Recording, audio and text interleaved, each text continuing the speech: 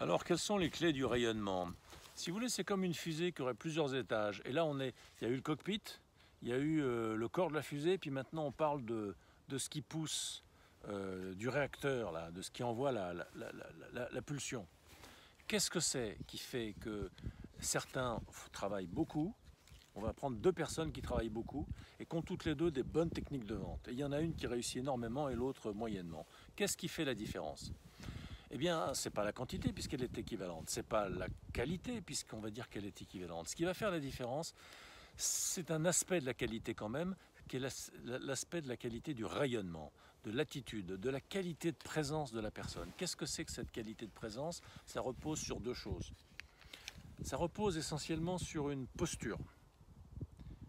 Ça ne repose pas sur deux choses, ça repose sur une posture, laquelle traduit deux choses. Ça traduit votre vision du monde et votre intention.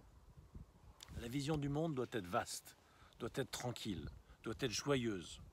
Vous êtes quelqu'un de libre, vous êtes quelqu'un de joyeux, vous êtes quelqu'un d'aimant et vous êtes quelqu'un de paisible. C'est-à-dire que vous souhaitez la paix. Donc vous ne cherchez pas à entourlouper les gens, vous cherchez simplement à ce qu'ils soient heureux eux aussi, qu'ils aient du plaisir dans la vie, qu'ils soient entourés des leurs et qu'ils soient en paix. Quand vous désirez ça pour autrui, eh bien vous l'incarnez pour vous-même et du coup il y a une sorte d'alliance, il y a une sorte de résonance, il y a une sorte d'alignement. Ça, c'est du rayonnement. Ça transpire de vous par les pores de votre peau, dans tout ce que vous faites, dans tout ce que vous dites, dans tout ce que vous dites pas et dans tout ce que vous faites pas. Parce que tout simplement, ceci est votre nature fondamentale qui est en quelque sorte révélée à votre propre conscience, tandis que pour certains, elle n'est pas encore révélée à leur propre conscience. Alors du coup, ils se prennent pour quelqu'un qu'ils ne sont pas, mais ils s'imaginent qu'ils sont un escroc, ou qu'ils ne méritent pas, ou qu'ils sont des comment on appelle ça, vous savez, ceux qui ne méritent pas le rôle qu'ils prétendent, zut, je trouve pas le mot, enfin bon, peu importe, ça me reviendra. Il faut que vous soyez tranquille, en fait. Le rayonnement, c'est dans l'état de tranquillité que celui-ci émane de vous, tranquille, naturellement, sans effort de votre part. Il y a de l'énergie qui vous traverse, sans que vous fassiez d'effort. En fait, ça va arrêter. Ça va commencer à vraiment rayonner quand vous arrêterez de faire des efforts. Quand vous arrêterez, alors en fait il y a quatre choses. Pour réussir, il faut désirer cette réussite. Si vous ne la désirez pas, ben vous en désirerez une autre. Mais on ne peut pas ne pas avoir de désir, à moins que vous alliez chez les bouddhistes qui vous raconteront leur histoire. Mais la vérité, même chez les bouddhistes, c'est que le désir, c'est inhérent à la vie elle-même. Ce dont ils parlent, c'est d'autre chose, c'est le désir psychologique, c'est l'emprise, c'est s'agripper, c'est vouloir, etc., etc. Ça, évidemment, qu'on soit bouddhiste ou pas, c'est vraiment la cause du malheur dans la vie. C'est la cause de l'ignorance, comme ils disent, et ils ont raison de le dire, je crois. Mais en même temps, c'est juste des traductions, c'est juste des mots. La vérité, indépendamment de la vérité qu'ils disent et qui est parfaitement juste, c'est que tout le monde a des désirs et que ce n'est pas un problème.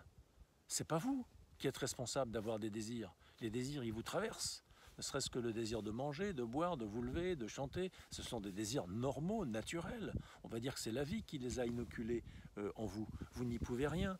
Donc il n'y a pas à dire, oh là là, il faudrait que je fasse arrêter les désirs, que je sois là comme ça, quelqu'un comme un cosmonaute dans le cosmos, sans désir.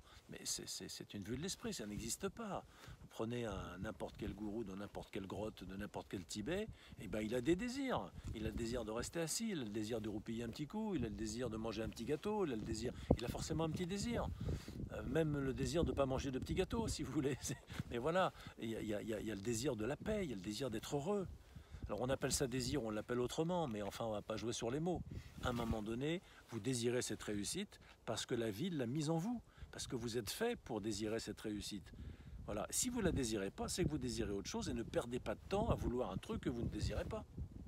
Ça, c'est la première chose.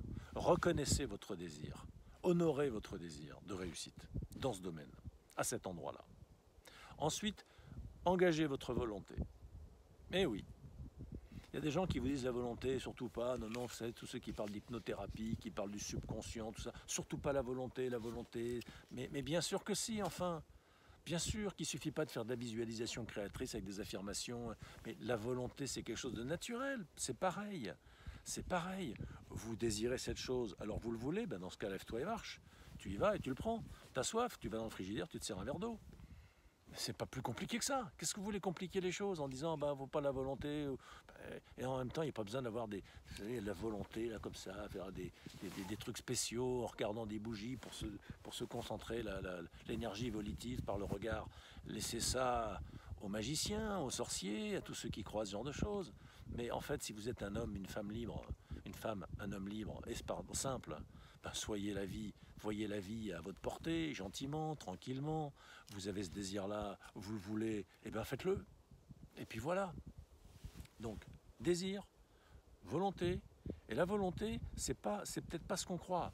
C'est pas je le veux, je le veux, je le veux, il faut absolument, sinon c'est très grave. Non, c'est pas ça. C'est juste vous lâchez pas l'affaire. Vous le voulez, donc vous prenez position et vous lâchez pas. Jusqu'à ce que vous l'ayez. Et c'est tout. C'est aussi simple que ça. Ça, c'est le deuxième point. Le troisième truc, c'est d'y croire. Parce que vous pouvez le désirer, le vouloir, mais quelque part en vous, vous n'y croyez pas vraiment. Vous croyez que c'est pas possible. Vous croyez que la vie vous le permettra pas. Parce que vous le valez pas vraiment. Parce que vous le méritez pas. Parce que je sais pas quoi. Alors, il faut faire un travail sur vos croyances. Il faut réduire vos croyances limitantes. Le coaching est très pointu pour faire ça. Donc, travaillez sur vous-même pour nettoyer en fait votre personnalité de toutes ces complexités qui font que je désire un truc que je ne crois pas mériter, ou que je ne crois pas vraiment vouloir, ou que je ne veux pas ce que je désire, ou que je ne désire pas ce que je veux. Enfin voilà, il faut juste être simple. Quand vous aurez nettoyé tout ça, ce sera très simple. Vous le désirez, vous le voulez, vous y croyez. Troisième grande clé. Et enfin, la quatrième chose, on l'a déjà dit tout à l'heure, vous lâchez prise. Et vous donnez votre consentement pour que cela advienne, pour que cela vienne vers vous. Parce que la vie est générosité, la vie est opportunité. C'est vous qui mettez des obstacles à ce que ces opportunités viennent à vous. Parce que d'abord, vous vous trompez dans vos désirs. Vous désirez quelque chose que vous ne désirez pas vraiment. Vous voulez des choses que vous ne désirez pas. Vous ne désirez pas les choses que vous voulez, etc., etc. Ça fait plein de dispersions. Concentrez-vous sur ce que vous voulez, sur ce que vous désirez. Croyez-y. Et tout simplement, à ce moment-là, lâchez. Offrez votre consentement à ce que cela advienne. Et ne dépensez pas une énergie folle à faire des trucs absurdes, à vous agiter sans cesse pour vous calmer. Pour vous calmer, il faut rester calme. Parce qu'en fait, si vous voulez, quand vous aurez enfin cette réussite que vous désirez, comment vous vous sentirez? Eh bien, vous serez calme. Parce que ça y est, vous le désiriez, vous l'avez voulu, vous y avez cru, vous y avez fait les choses, vous l'avez obtenu. Ah, je me sens bien, je me sens calme. Voilà. Alors à ce compte-là, si le bout du désir, c'est le calme, eh bien commencez tout de suite. Commencez tout de suite à vous calmer. Et comment calmer? Mais acceptez que les choses viennent à vous, au lieu de vous raconter toute une histoire à dormir debout, que c'est des tas de choses qu'il faut que vous fassiez en vous agitant pour obtenir le calme. Mais comme disait, je crois, Gandhi, c'est pas en faisant la guerre qu'on obtient la paix. Quand on fait la guerre, on obtient la guerre. Et bien moi je vous dis, du haut de mes 3 pommes, c'est pas en vous agitant que vous obtiendrez le calme. Au bout de l'agitation, qu'est-ce que vous avez? Vous avez de la fatigue et encore de l'agitation. Pour arrêter l'agitation, il faut arrêter l'agitation. C'est tout. Pour se calmer, il faut arrêter de s'agiter. Et donc il faut donner son consentement et accepter que les choses viennent à vous.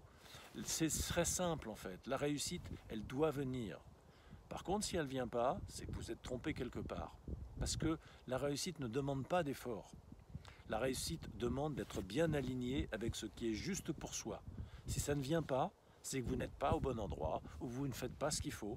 Mais c'est pas en faisant davantage d'efforts ou en faisant des trucs invraisemblables, d'aller faire des stages exotiques quelconques, en payant des fortunes, des jeunes couillons qui vous vendent des fortunes, des trucs sur Internet, ou d'autres qui sont des vieux schnocks qui vous proposent des stages, je sais pas quoi, où on mange des petites pilules, des petits champignons, des petits trucs, où on tape sur des gamelles, ou est-ce que je sais, moi on fait des galipettes dans l'herbe, pourquoi pas?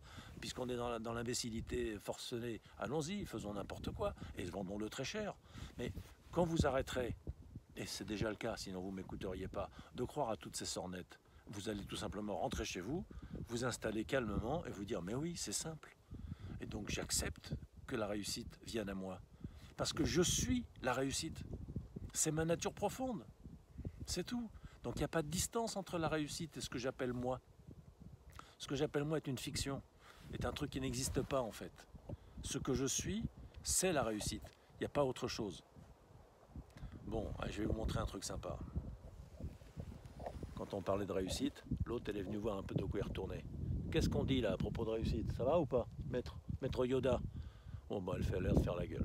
Bon, alors elle fait pas la gueule, mais elle est intéressée par autre chose.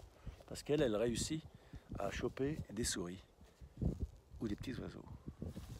Alors, il faut l'observer pour savoir comment elle fait. 9 fois sur 10, elle se plante, comme tous les bons prédateurs. Allez, je vous embrasse les amis.